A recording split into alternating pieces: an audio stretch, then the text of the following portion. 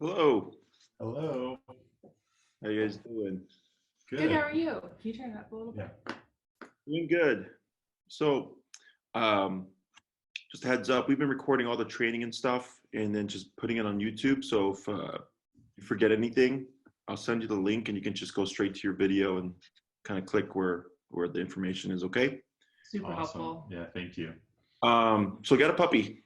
Yeah. Okay. And then when did you get this puppy? We got her on Thursday. Okay. She's coming up on 9 weeks old now. Okay. And how's she been over the weekend? Pretty awesome. Yeah. She's getting more confident. Like, she's been a dream the first few days, especially. Like, she only sort of woke us up once or twice at night, only to be let out. Not a lot of crying, like a dream on the leash.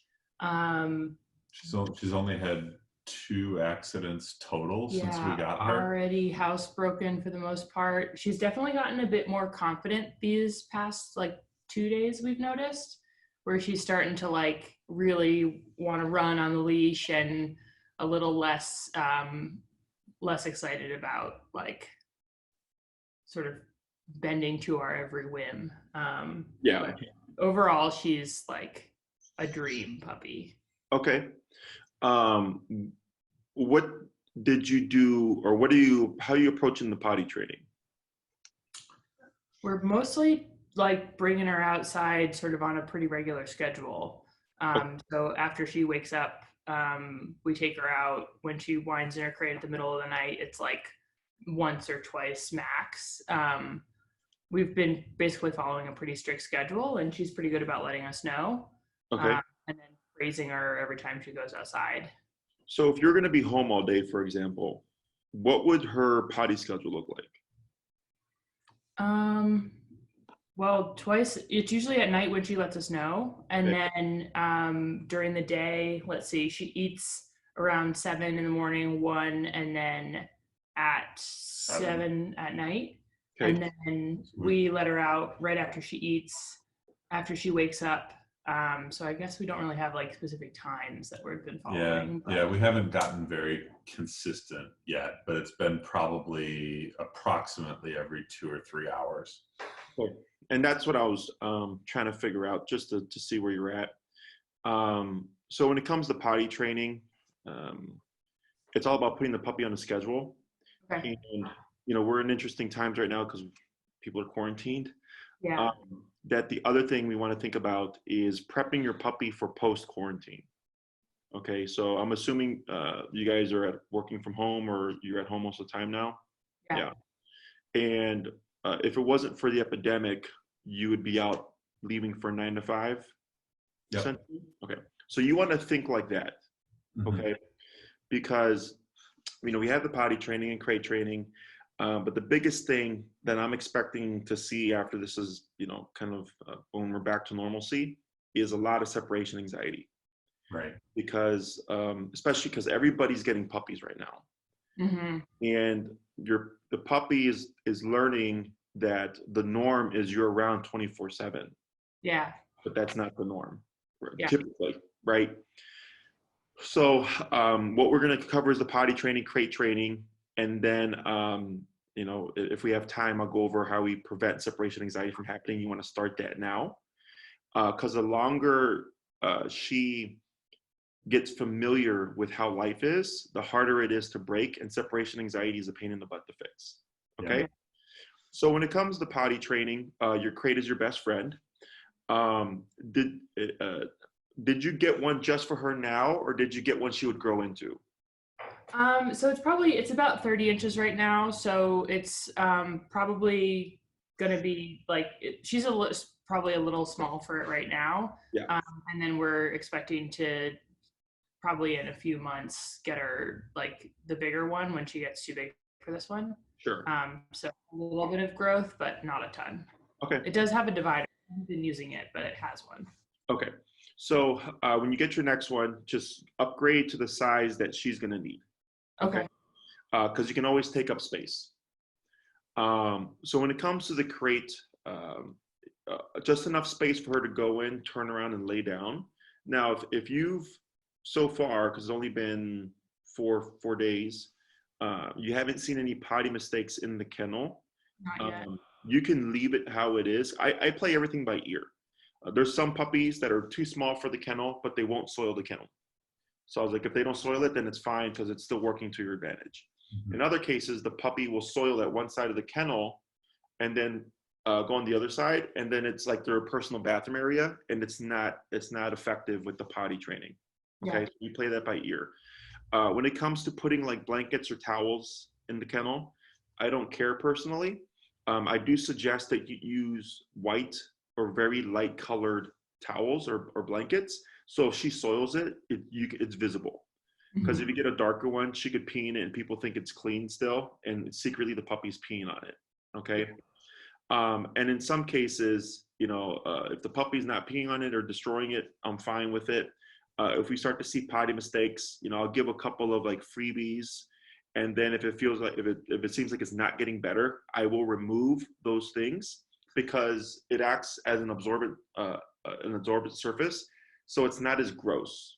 Mhm. Okay, so if it's a flat, barren plastic flooring and she pees and there's a puddle there, she has to avoid that puddle.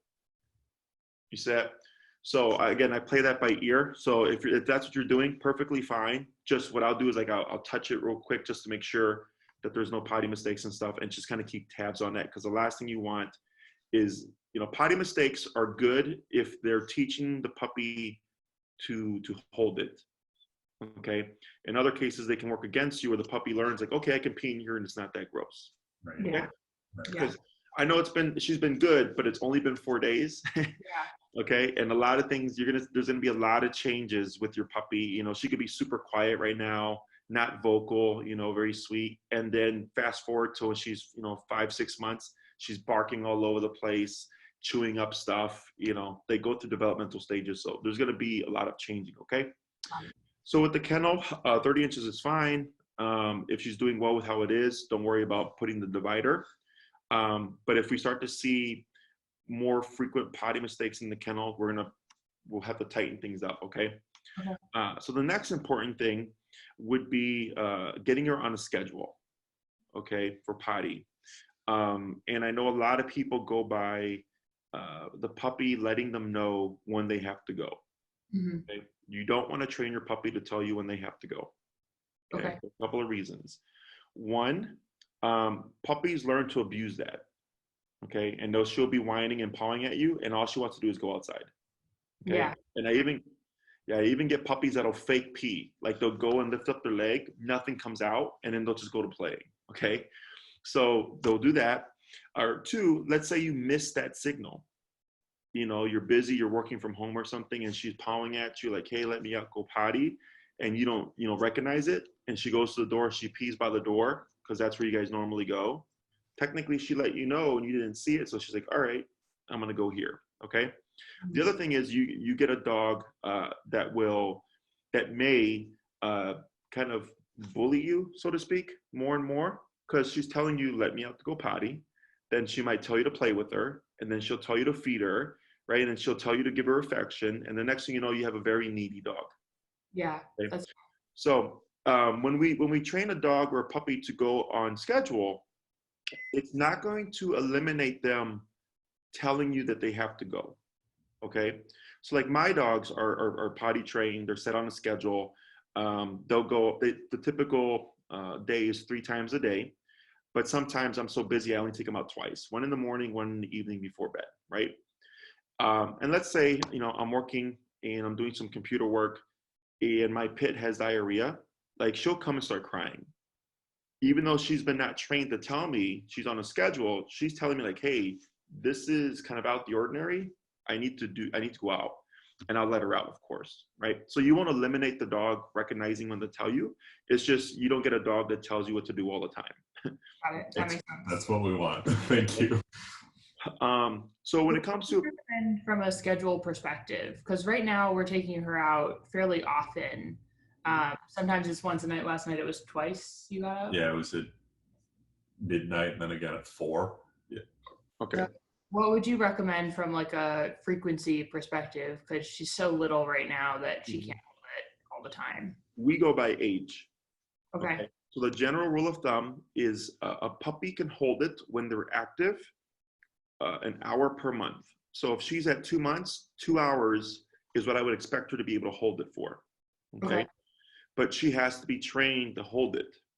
Okay. So this is how the routine would look. And we're going to pretend, you know, it's a Saturday when you're home all day. Okay. When, let's say 8 o'clock as a starting point. Okay. Actually, let's do 7. You wake up at 7, you run her out to go potty. She pees, she poops, you bring her back in, you feed her, and you run her back out, let's say at 7:30. Okay.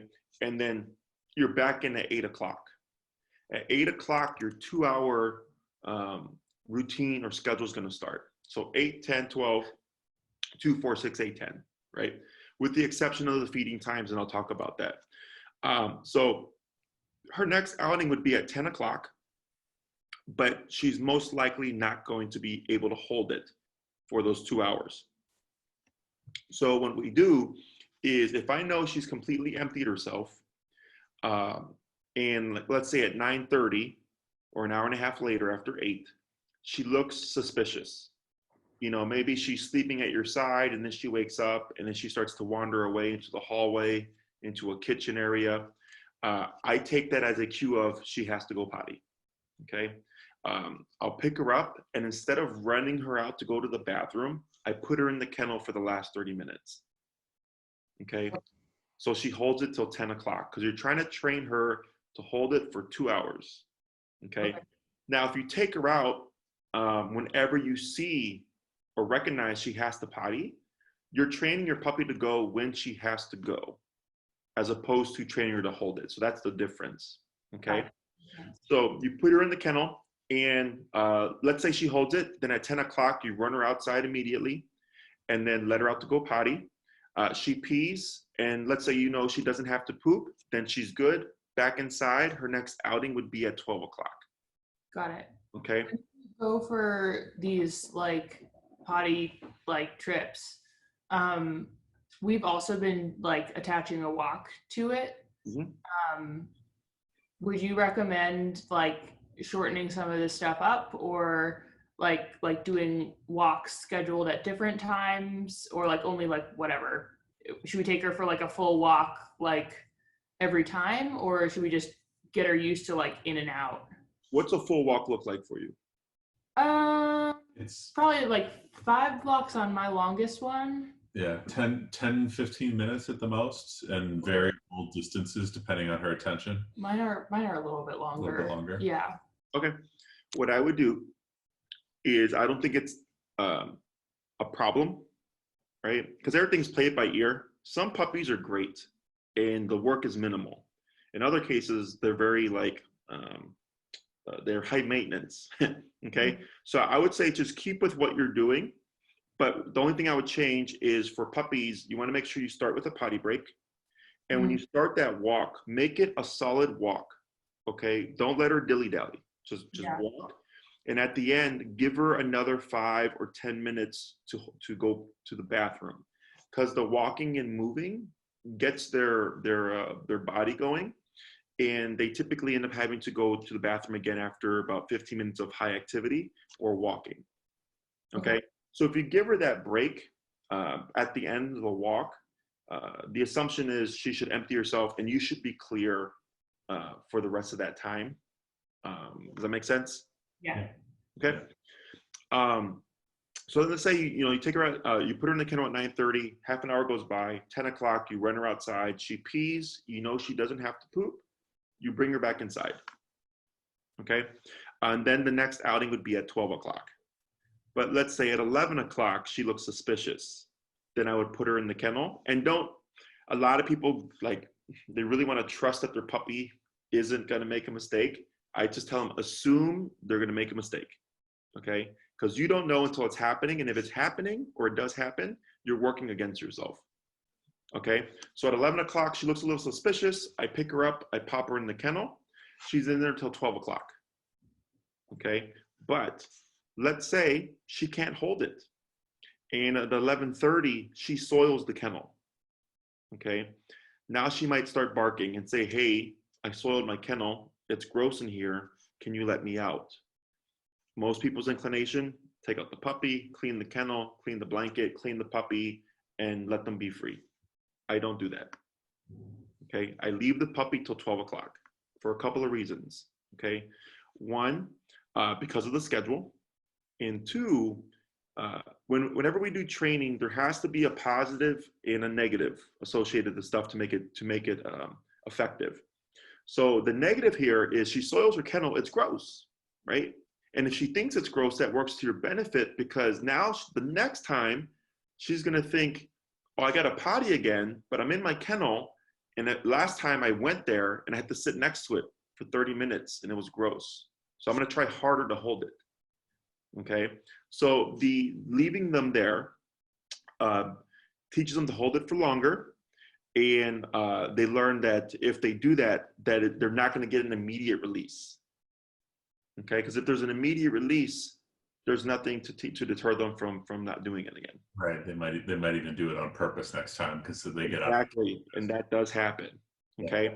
Now, during that time, I would expect her to bark and yip and maybe even squeal because she's like, "Get me out of here!" Right? And we'll talk about how we handle that later. But you want to ignore it.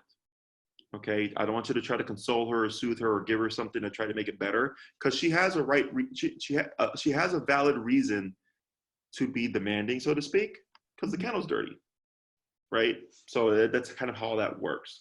So then at 12 o'clock, I go, let her out, run her out, come back in, then do the cleanup process. Okay, but you're sticking to that 2-hour schedule in that case. Does that make sense? Yeah. Okay. And if, like, let's say, she's holding throughout the 2 hours and she's looking just fine, then you just stick to it. Okay. The suspicious behaviors are when puppies wander away. Typically after a nap, when they wake up, they usually have to potty.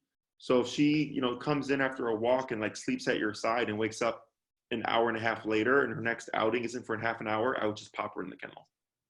Got it. And then like during play, like if you see her like running around and romping around, this one's a tricky one. So I kind of leave it to the owner. Is when puppies do that, remember I said the high activity of like movement and stuff. So if she's like running around and playing inside the home, typically around 10 to 15 minutes, they'll like randomly stop and potty. Okay. So if that's the case, what you can do is either one, about 10 minutes in or just prior to 10 minutes, you run her out to go potty. Okay. So you're breaking from the routine. Mm-hmm. She does her biz, bless you. Thank you. Back inside, and then you let her go back to playing again. Okay, typically puppies won't potty after that first one. Okay, in some cases, my clients will, when the puppy is starting to play, about 10 minutes in, they'll just pick them up and pop them in the kennel instead of, so they can keep to their schedule. There's no right or wrong. It's just really dependent on the owner and what their preference is. Okay. Yeah. Now, the exception here would be because you feed at 7, 1, and 7, mm-hmm. Right? I'd probably knock that last one maybe a little bit earlier to like 6. Okay. For water purposes and peeing purposes. But the 1 o'clock is fine. So if you do like 8, 10, 12, and you feed her at 1, then at about 1:15, 1:30, I would just pop her in the kennel. Okay. You can keep to your schedule if you're going to be home. Okay. Questions so far? You mentioned that water, it sounded like the way that you just framed that you provide water sort of at feeding time. We've kind of been leaving a bowl of water out for her, like whenever she wants. What do you think about that? So when she's potty trained, you can have free water. Food is always on a schedule.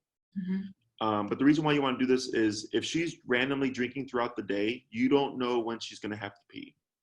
Okay. So this way, when you put it on a schedule, you'll start, you can assume when she's going to have to go, but then you'll also start to see a pattern. Yeah. Okay.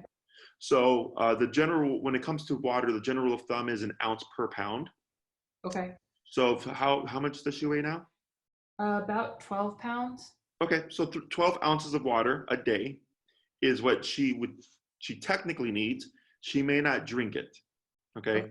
So if you do 3 meals, you do 4 ounces, 4 ounces, 4 ounces. Got it. Okay. And when I provide the water, provide it with the food, and sometimes the puppy won't drink the water. Okay. Don't panic. Don't like later on out off schedule try to give the puppy the water it missed. It's against instinct for a dog to dehydrate themselves and starve themselves to death. Okay. What she'll learn is food comes down at a certain time and water comes down at a certain time, and it's only out for a little bit. So I'm going to take advantage and take what I need. Okay. And if you feel like she's drinking too much water and she's just like lapping it up on a regular basis, that's a sign of dehydration. Okay. So if that starts to happen, let me know. But we're just going to assume that it's not a problem at the moment. Okay. Yeah. And you'll notice it. It's pretty obvious when they look dehydrated. Okay. When they're drinking their water. If you take her on a walk off the schedule and you want to give her water after the walk, that's fine. You're just counting it against her daily allowance. Okay. And I wouldn't give her a full serving of water. Like I'd only give her like 2 ounces. This way she still gets 2 ounces later on with her food. Okay. So by doing this, you can already kind of plan ahead of, okay, I gave her water at 11.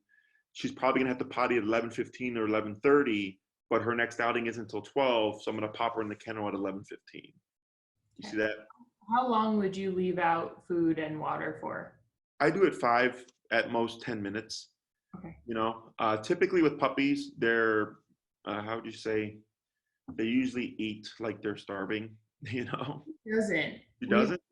No, she's, if anything, she hasn't been eating all of her food at basically any of our meals and pretty lazy about it. How much are you feeding her in total for the day?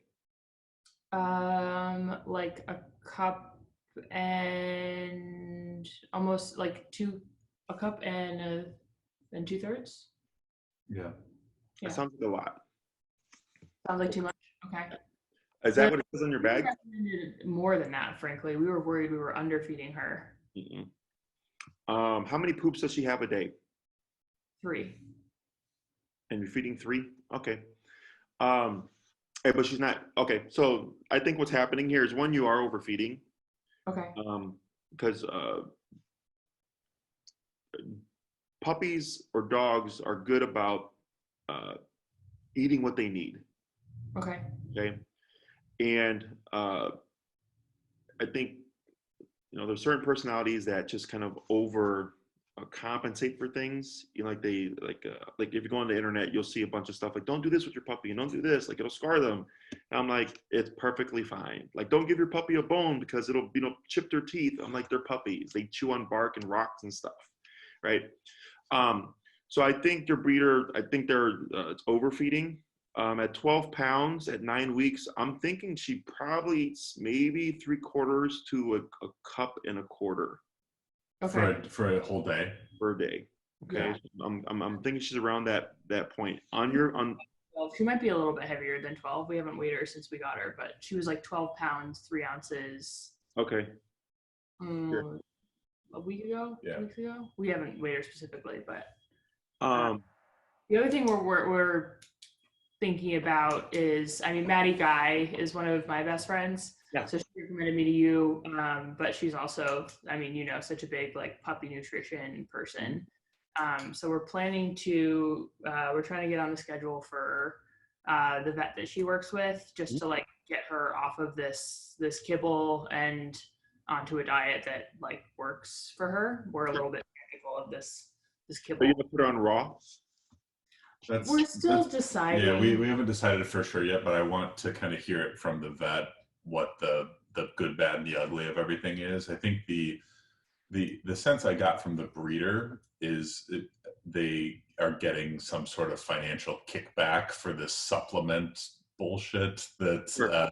I'm willing to do it if it's right for the dog, but I'm not willing to do it if it's in the financial best interest of the breeder. You know what I mean? Yeah. What's the food that she's on now? Called Life's Abundance. I've never heard of that. I don't know. It's not good. I've just never heard of it. They have, I mean, I was concerned just like the stuff that I've been reading, like it's pretty grain heavy. Like Maddie was like, chicken is inflammatory for dogs, especially large dogs. Like chicken is the primary ingredient, but it's like chicken byproducts. It's not, doesn't seem like super high quality food. And our like red flag was like they tied a like health clause in the contract to us buying this specific food and specific supplements and using their like affiliate code. Interesting. So yeah, we were a little bit it turned off by perked that. the ears a little bit. So Sure. So when it comes to food and nutrition, you know, I've worked with a lot of puppies over the course of 10 years, and there's certain brands that are very popular now that I don't recommend because they dehydrate puppies, and I've learned what those brands are. We're thinking that's also the case because she's like she can't get through a meal without drinking water. Like Sure. it's like kibble. I'm thinking that's Maddie. That was Maddie's first red flag to us too. Is she was like kibble super dehydrating for dogs. So And you know, there's a whole like whole world. you know behind it. What I always tell people is I always push people, yes, to get the best they can for the dog, but not to feel pressure like they have to do a certain thing. Okay. You know, like I always tell them, do what you know you can do realistically over the course of that dog's life. Okay.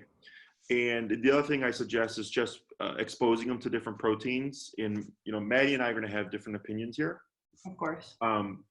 So with all the puppies that I've trained in the last 10 years, and I learned this a long time ago at the very beginning of my career from a pet store owner, and I've ever since, and I actually had experience with it when I worked at a pet superstore, is with puppies, most places will tell you don't change their foods a lot because they're going to get diarrhea and stuff like that, right? And the reason is they don't have the enzymes yet. They haven't developed the enzymes to break down those proteins. Okay, the only way to get those enzymes is to be exposed to those proteins. So the lady that had this pet store, she said, you know, when you get a puppy, each bag rotate the protein, you know, boar, duck, you know, salmon, all that stuff. And, you know, you do the transitioning, like there's a specific way to transition, and I can help you with, you know, it's an easy thing. You can just email either me or Maddie. And it alleviates it a lot, right? And yes, you're going to deal with loose stool, but what you're doing is you're getting your puppy's stomach resilient right off the bat. And I've done this with all my dogs, all my puppies.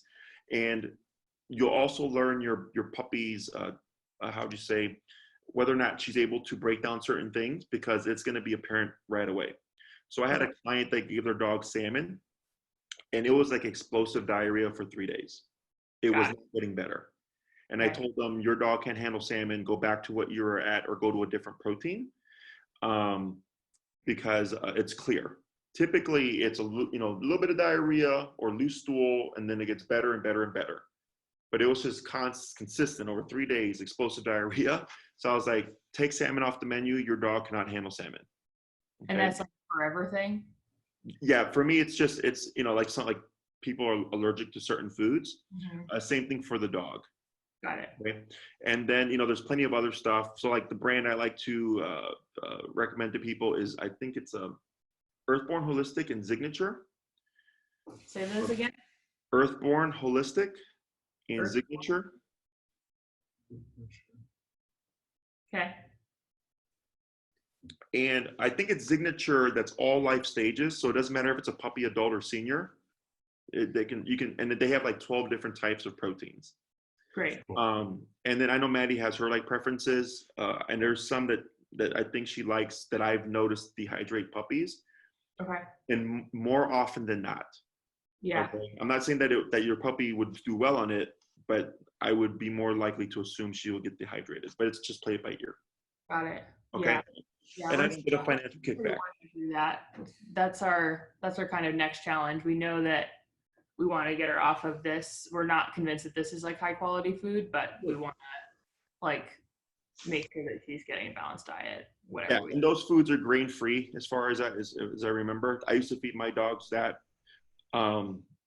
So yeah, it's all play it by ear, but that's typically where I send people, and you can get on Amazon or you can get on Kreiser's. You know, I think Bentley's might even have them. So Okay. Cool. So, exposing the bag or the bag, exposing the protein, exposing to different proteins. I usually go by each bag. Of course, at the end of the day, your dog, your rules. But that's typically what I recommend to all my clients is I get that out the way now. And then, like my guys, if I, run out of food and I forget and I have to just run out to buy something, they're fine. Right. Yeah. I can just shift it. Traveling, you're like away camping for the weekend in the middle of Michigan somewhere, and your options are limited. There's still going to be something that works, right? Correct. Yeah. Okay. And then if you're gonna do raw food, Maddie, I won't say anything about raw because that's out my expertise. Maddie can definitely help you with that stuff. Okay. And does that make sense with the food stuff? And then as well. Yeah. Yeah. Okay. Back to the potty training thing for a minute with this, I totally get it during like awake hours, the 2-hour thing. But what about the middle of the night wake ups when she's letting us know versus like, should we be setting an alarm and intentionally get up at a certain time during the middle of the night? So it's personal preference. Your puppy is capable of holding it through the night already. Okay. That's good to know. He doesn't seem to think so. So we got some work to do there. So the way this would look is the kennel like in the room next to your bed? Is it in a different room? It's across the room, but in our bedroom. Okay. And how is she done with that aside from like waking up during the night for a couple of potty breaks? He seems to like the crate. Yeah, she seems fine. She'll go in on her own. Sometimes we tempt her with the bully stick or whatever, but then wait till she's calm, close it behind her, turn the lights off, and get into the bed ourselves. And she cries for maybe. I feel like the time she spent crying has been reducing every night, maybe 3 to 5 minutes now. We keep white noise going too. The crying has gotten a little bit more like yelpy and annoying these past 2 nights. So we've done a bit more like corrections, just like yelling, kind of. We say to and sometimes it works. Other times she's sassy. Okay, so it sounds like the reason that's happening is she's learned that at some point she's going to get out in the interim. That makes sense? No. Can you reframe it? But she's willing to calm down because she knows it's only a matter of time before she's able to get out. Is that what you mean? Yeah, because she's kind of not shouldn't say foreseeing, but she's getting out at the middle of the night. She knows that's going to happen at some point, and that's where the sassiness can come from. Okay. Yeah. Well, we're noticing, at least, correct me if I'm wrong, what I've noticed is that, like, when we put her in the crate at night, like when we're going to bed, we'll usually, like, walk her right before we go to bed, and she'll complain a little bit, but mostly because she wants to, like, sleep on the hardwood outside her crate rather than, like, inside the crate. It's not any, like, I need to go out or anything. Mm-hmm. It's just, like, complaining that she's sleeping where she doesn't want to. Mm-hmm. The stuff where she's like really complaining is like in the middle of the night when she, number one, needs to go out. She'll like yelp at us and very quickly like we kind of take her out. And then a little bit when she's like back in the crate. So there's like kind of 2 yelps. One is like, I don't really want to sleep here now, and I'd like to like hang out. She literally like will hang out. She'll wedge herself between the crate and the wall and like hang out there, which she loves. And then the other one is like, I want to go outside. Okay. So notice there's different like yelping happening there. Sure. So let's say middle of the night she wakes up and barks to let you know, right? And you reinforce that by letting out to go potty. Yeah. You create a more demanding dog because they know you're going to let them out. It's kind of like, but do it now. Yeah. Does that make sense? He's in control if we respond right away. Correct. And then the going back in, right? Because you just let her out. It's kind of like, well, she told you what to do. You let her out, and then you try to put her back in again, and then now she's going to protest that. Does that make sense? Mm-hmm. So that's what I was getting at prior. So to resolve this, what I would do is the kennel in the room's fine. It might make your life a little bit easier if you can shift it next to your bed. Okay. And I only do this in the beginning for puppies, and then I gradually remove them away. Okay. But if you're going to do this, you want to do it before the end of the night. Okay. Don't put her in the kennel, and then when you know she's going to be demanding, move the kennel over to the bed and then put her. Okay. Sure. Yeah, you do it from the get-go, so the puppy doesn't learn that you adjusted. Okay. And the part of doing this is, if you want your puppy to learn to just sleep through the night, is you put her in there and she's going to wake up and you just ignore her. Okay. Okay. So if we do this from the get-go, the puppy might make a mistake. Mm-hmm. And, maybe the puppy, how would you say, they're gross by it. And it's possible that they may be a little demanding. It just really depends on the household. But if the puppy, again, it's that leaving them in there until she learns, like, crap, I woke up in the middle of the night, I demanded you let me out, I didn't get let out, I peed, that sucked. Mm-hmm. Right? The problem that we may see is she might be like, hey, let me the hell out, I soiled my kennel. Right? And that's where corrections come into play. Because I understand why she's barking, right? Because she soiled her kennel, but at the same time, you're trying to sleep through the night. Mm-hmm. That makes sense? Right. So if you do this right off the bat, it's a lot easier. Okay. Now I'm going to give you another approach that kind of it's how do you say that you'd have to wake up, but it'll start shifting. This is for me when my clients do this. Typically within the week, maybe 2, it's done. The puppy will sleep through the night. Okay. The other approach would be, you can do like a middle of the night wake up or whatever. And then each night you just wait longer and longer, Mm-hmm. So if she wakes up at 3, then the next night I'll push it to 3:15, then 3:30, just little by little until eventually she can hold it through the night. And then she'll wake up at 7 and then let you sleep without having to get up. Does that make sense? Yeah. Mm-hmm. Yeah. So, one is kind of black and white. You're going to sleep through the night. And if you potty and you make a mistake, we're going to correct you and you just have to deal with it until the morning. And the other is, okay, sure, we'll wake up once, but we're slowly going to work it towards you sleeping through the night.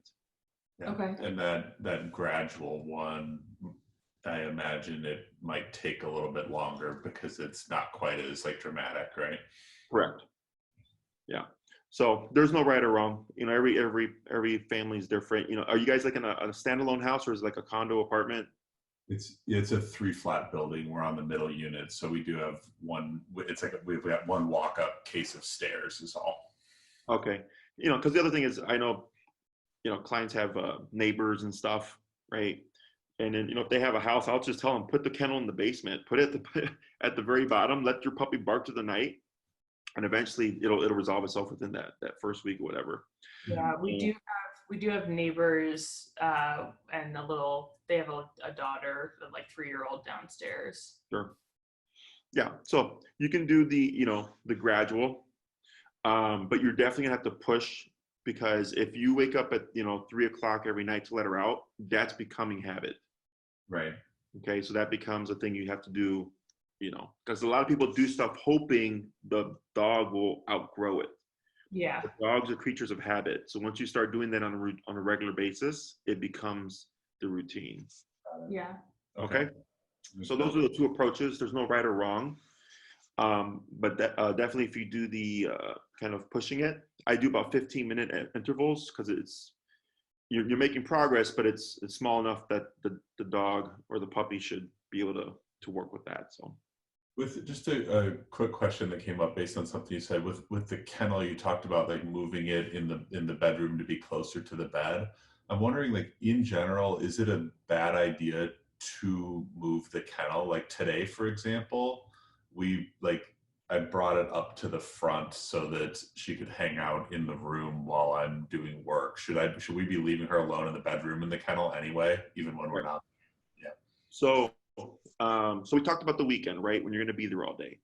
And by the way, when it comes to the 2-hour schedule, like let's say you're going to run out, you're going to run some errands, get some groceries, and the limited things that you can do, and you're going to be on for 4 hours, right?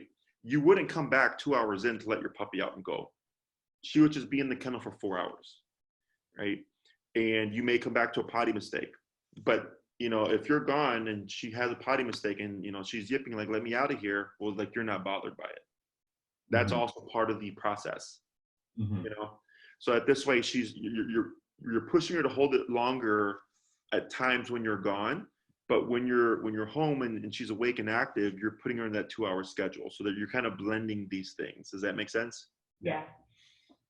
When it comes to, like, let's say Monday to Friday, maybe you work like a 9 to 5 from home. When I spoke about the separation anxiety, you know, a lot of people have been like having their puppies out with them while they're working and stuff. And that's becoming the norm for the puppy. And I'll tell them, have them separated if you can in a different room in the kennel during that 9 to 5. Okay. And during the day, in the beginning, if you want to do 2 outings, you know, so that you help with the potty training in terms of reducing the potty mistakes, you can. But typically what I tell people, just once in the middle. Okay. Puppies they learn very quickly in most cases, unless you have a puppy that has like a bad denning instinct or something, that I start pushing them to the adult level when it comes to the crate, because again, they don't want to soil their crate, ideally. That's your best friend. So you can start training your puppy to hold it for longer periods of time while you're at work, right?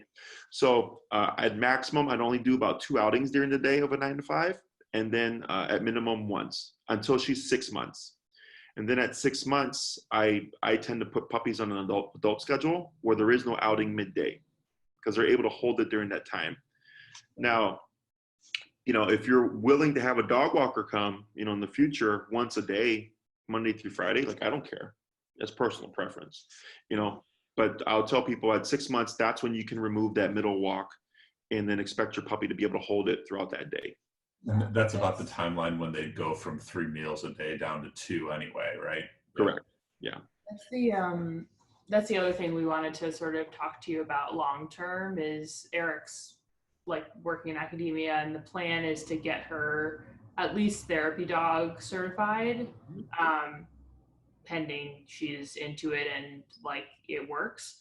But our goal is to get her to be able to go to work with him at least a few times a week. I run a student affairs office at a college, and a goal for this dog is to be able to bring her to the office with me, not every day, but maybe once or twice a week. Sure. And have her be comfortable enough with, you know, any stranger student that comes into my office to kind of pick up on their cues and you know, show them affection when they want it, or leave them alone when they want that instead. When it comes to the therapy dog stuff, for one, you definitely want to start exposing her as best you can. I know some of my clients, their puppies come for daycare, and I could tell they weren't walking their puppies due to everything going on because they were scared of everything. You know, cars, traffic, the overpass, and all that stuff. So, you know, we've been taking the dogs out on a long walk every day because we have so much time on our hands now. Yeah. And, you know, we get like on average 5 to 8 dogs a day.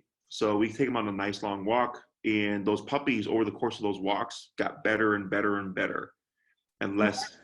We've noticed already. So we live on a quiet side street, but we're also at the like Ashland division in Milwaukee. Sure. Like, Yeah. So we're trying to do a bunch of exposures. Like we brought her to Home Depot yesterday, and Good. doing a lot of that, and also having her like interact with strangers politely is a big one we're trying to do. So like we're telling strangers, like, don't ignore her until she sits down in front of you, let her sniff you, and then give her a treat as soon as she sits down.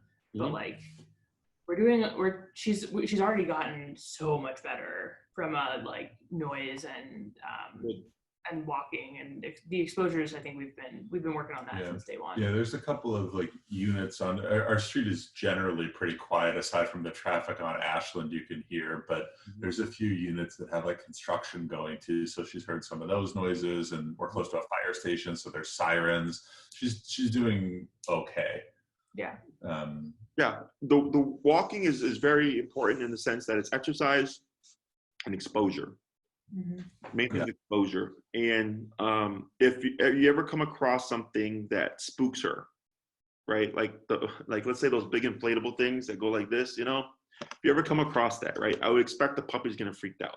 It's more often than not, that's what happens. Is when the puppy goes into like, oh no, what is that mode? People tend to like pick up the puppy, or they console the puppy, or they try to give it treats. I just keep walking. Yeah. Okay, because then what happens is the puppy has a moment of fear. You keep moving, you outweigh your puppy. Obviously, they have to follow. And then what ends up happening is they look at you and they're going, hey, this thing scared the crap out of me. Don't you see that? And they look at you, they're like, oh, you're not bothered by it. And then they just keep going. Right. Yeah. So it's kind of like leading by example.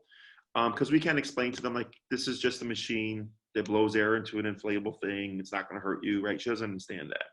Yeah. So whenever it comes to things like that, I would just recommend, as best you can, do not console her, because consoling is actually what creates issues. Yeah. It reinforces issues. That's Okay.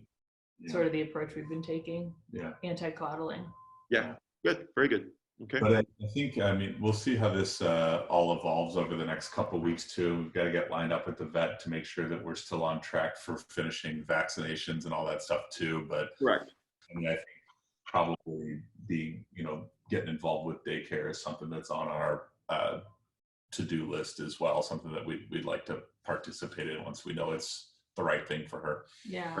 Especially we have like the exposures to like balanced dogs too is important. Like that's the other thing is we just get all these like crazy dogs. Like Rudder's so wonderful, obviously, and he's like a dream, but a lot of the like wonky dogs around here are just like charging at her or like just bouncing all over the place, way too excited. So like she's not down with that either.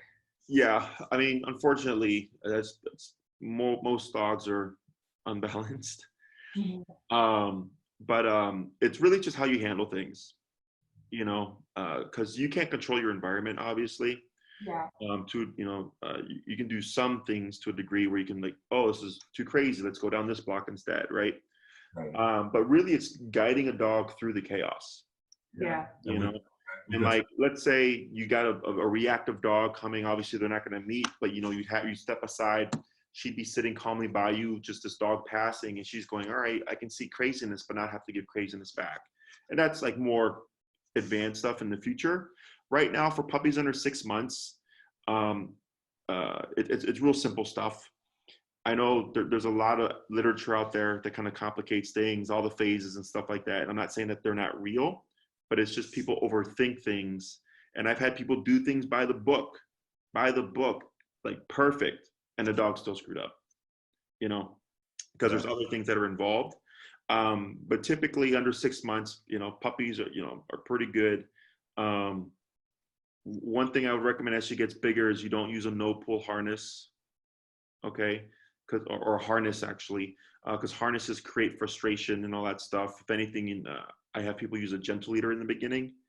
And then after 6 months, that's when I do big boy training, big girl training.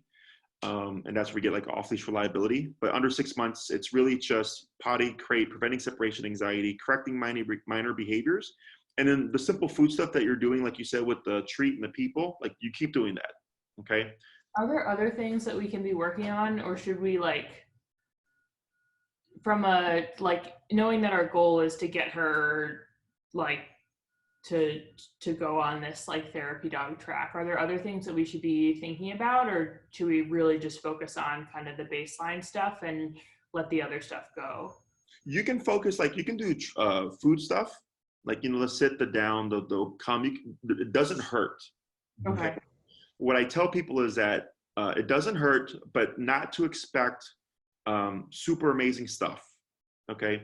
One, under 6 months, it's like teaching algebra to a toddler, right? Unless the toddler's a genius, not going to happen. That's why at 6 months, when we do more advanced training, that's when mentally they can be pushed to that degree. Got it. After 6 months, it's really about brain development. And if you go to my YouTube channel, I'm pretty sure I made a playlist called puppy training. And I speak about, I think I have 2 videos on it where I just shape things. And when in the video, I'm just doing really simple following food exercises. And it's really just to teach the puppy to think. And it just helps, how do you say, them troubleshooting, problem solving, learning to use their nose, real basic stuff, right? Yeah. And you're just creating a foundation to essentially jump from in the future. But I also train dogs who've gone 3 years without no training, and I get them to the same level. Got it. You Okay. know, Yeah. it's really behavior. Behavior is the most important thing, because sit, stay, come, heel, down, you can always teach. Yeah. But the behavior stuff is the stuff that I always tell people is real critical when they're puppies. Okay.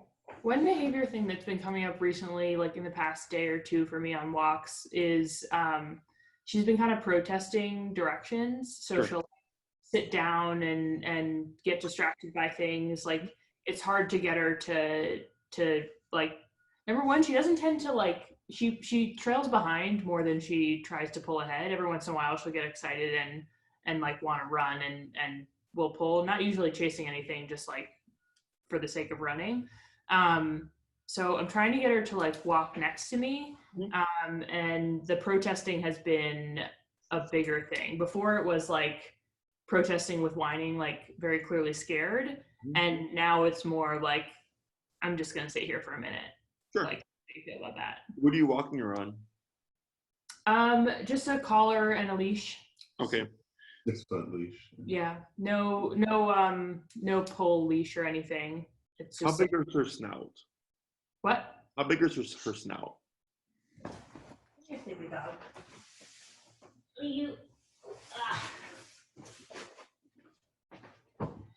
Oh yeah, she's a decent size. Yeah, she's a big, her dad was like 85 pounds, mom's 75, 70. Something like that. It's Yeah. cute. So she's a big dog. Yeah. She probably looks around 15 pounds. Okay. More like 15. Yeah. From what I can see here. Of course, the camera adds some pounds, right? Yeah. So she might already be big enough for a gentle leader. Okay. Okay. If you go on Amazon, you just literally look up gentle leader. Okay. And it goes around the snout. Okay. And it gives you more leverage over her. Because the problem with puppies is the resistance you're seeing is opposition reflex. Okay. It's normal. Okay. What it means is when a dog feels pressure, they go against it. So if you pull forward, she's going to pull back. Okay. The problem is if she pulls back, she's going to put pressure on her throat. Okay. Okay. So with the gentle leader goes around the snout, and so you're removing any pressure on the throat so we don't get any choking. And what I do is I just keep walking. Okay. Okay. And if you see her put on the brakes and all that stuff, she might roll around and all that. So if you don't want her bumping around in the concrete, I say go to grass. Okay. But what she's doing is she's going, I don't want to, she's kicking into opposition reflex and going, nope, not going to do it. And if you stop, she's learning by stopping, you're going to stop. Okay. And if you want to use food with this, what you can is I keep going. Super food motivated. She gets pretty distracted. Yeah. Like even strangers giving her treats, like sometimes she takes it, sometimes she doesn't. Sure. Even treats that she quite likes, she's not like, she doesn't get too excited by it. Maybe this is just early days, but she's not like a super. I mean, it happens. The other thing could be there's a lot of ways to work with food. It's not, you don't have to, okay? Because I'm thinking, even if food doesn't work and all that stuff, and at 6 months, you need a certain level of obedience, I know I can get it without food with e-collar. Okay. Which is what Rudder's trained on. Yeah. Right. So if it works, great. If it doesn't, I don't worry about it. Okay. At minimum, I just have her in the gentle leader. She's most likely going to protest it. Okay. But you're going to have a lot more leverage because it's on her snout. Because when a dog pulls back and they're putting their chest and everything into it, or they're pulling forward, it's the same concept that when the collar falls back, it works to their advantage. Whereas the gentle leader puts it to your advantage. Okay. And I just walk. Okay. Like I had a lady years ago who had a little dog, tiny dog, and she would not walk at all, period. And I told her, just walk. Like the dog, like 8-10 pounds. I was like, just walk. It's not going to overpower you. Came back the next week, the dog was walking with her, right? Because it was like, okay, she kept bopping around, like it's uncomfortable. And then people feel bad because they're like, well, if the dog's rolling around and hurting itself, like, isn't it going to hurt our relationship? I go, no, because there's no conflict. There's no yelling. There's no shouting. I'm just walking, right? And then they're like, well, what if the puppy hurts themselves? I'm like, dogs bite each other. You know, that's like the coddling, the oversensitive, like, oh, it's a puppy. I'm like, that's how puppies get toughened up. When they're in their litter, they're biting, they're tackling each other, they're dominating each other. They go to the mom and annoy the mom, and the mom bites them. Like, that's how they toughen up. Right. So, you know, you're not yelling at her, you're not being mean, you're just walking. If you don't want her tussling around in the concrete, then I just move it to grass, and I just keep moving. Okay. Well, and like you said, that's another one of those like negative feedback things, right? Like if she doesn't like the way it feels, she'll just stop protesting, right? You know, and if you have, how do you say, if the gentle leader, you're finding too much trouble with it, there's a video that comes with it to show you how to train the puppy to accept the gentle leader. If you're finding you're having issues, we can do that over Zoom. Okay. I've worked with gentle leaders. I only work with them with puppies under 6 months because, again, I only expect so much from them. But definitely, I think it'll help you with those just those annoying behaviors now. When you get your gentle leader, I would suggest getting one that she'd grow into. You know, it's not going to be a forever thing if you're planning on doing more advanced training. But I would just expect that it's going to have a little bit more excess slack here because it's meant to go around the muzzle. So since hers is smaller, and then it's going to be for a bigger dog, you're probably going to have a little bit of a stretch there, but it's not a problem. Okay.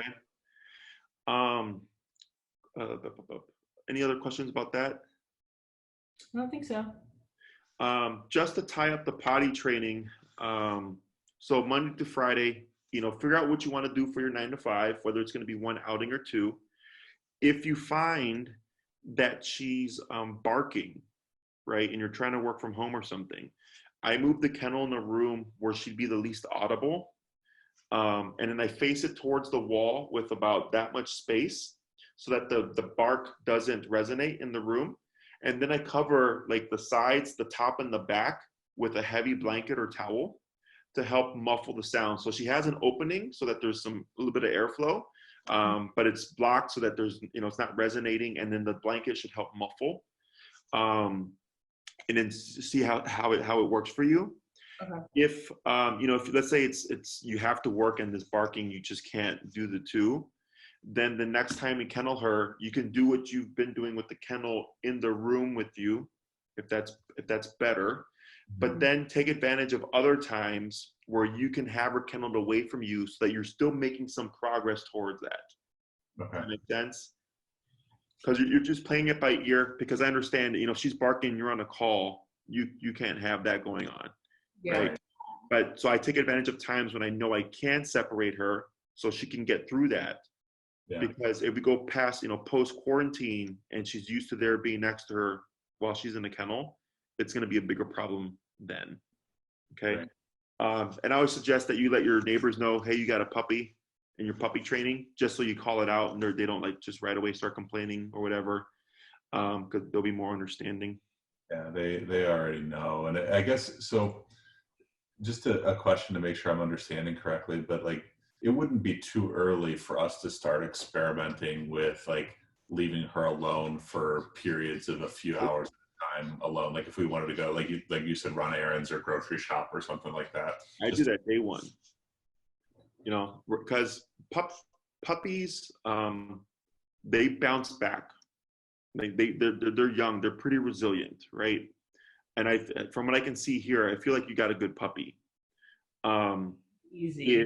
It's the coddling, you know, that people don't want to hurt the puppy, emotionally hurt the puppy or scar the puppy. That it doesn't happen unless you yourself are putting in energy like, oh my God, you know, like that. That's what creates issues.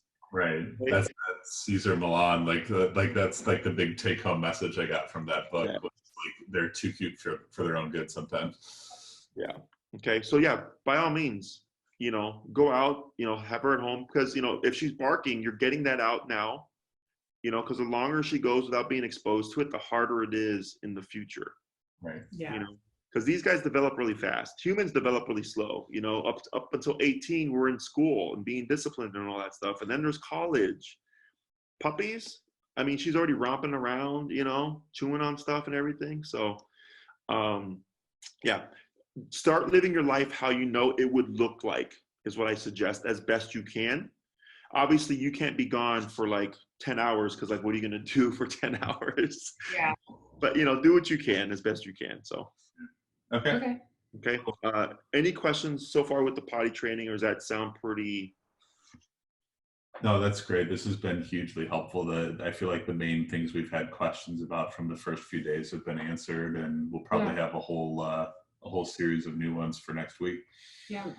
And then, of course, after before I go, let's say after that 5 o'clock time, that's when your 2-hour schedule would, of course, kick in for the evening.